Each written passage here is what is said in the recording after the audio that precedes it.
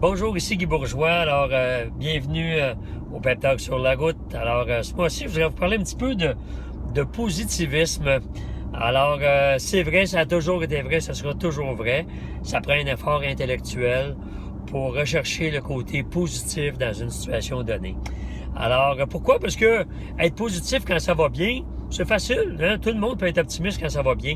Le grand défi, c'est être optimiste quand ça va mal.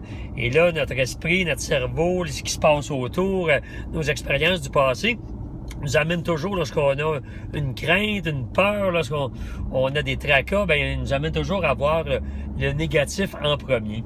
Alors, j'entends souvent des termes avec la langue française qu'on adore, mais il y a des termes qu'on utilise comme ça que sans s'en rendre compte souvent, qui nous amènent à trahir un peu le fait qu'on a de la misère à être optimiste. Exemple, un malheur n'arrive jamais seul. Hein? Et ça va bien ton affaire, puis t'arrive une bad luck, il va toujours y avoir quelqu'un qui va te dire, ben, un malheur n'arrive jamais seul. Hein? C'est une expression assez populaire.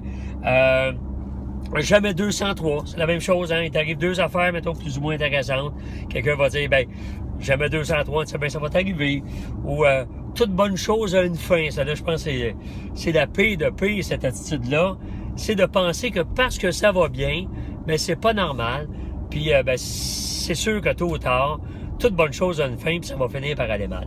Alors, dans ce pep talk-là, je vous inviterai à faire peut-être une petite réflexion sur les thèmes qu'on utilise, puis qui sont nourris par nos pensées intérieures, sur le fait que quand ça va bien, on est chanceux, puis c'est pas normal.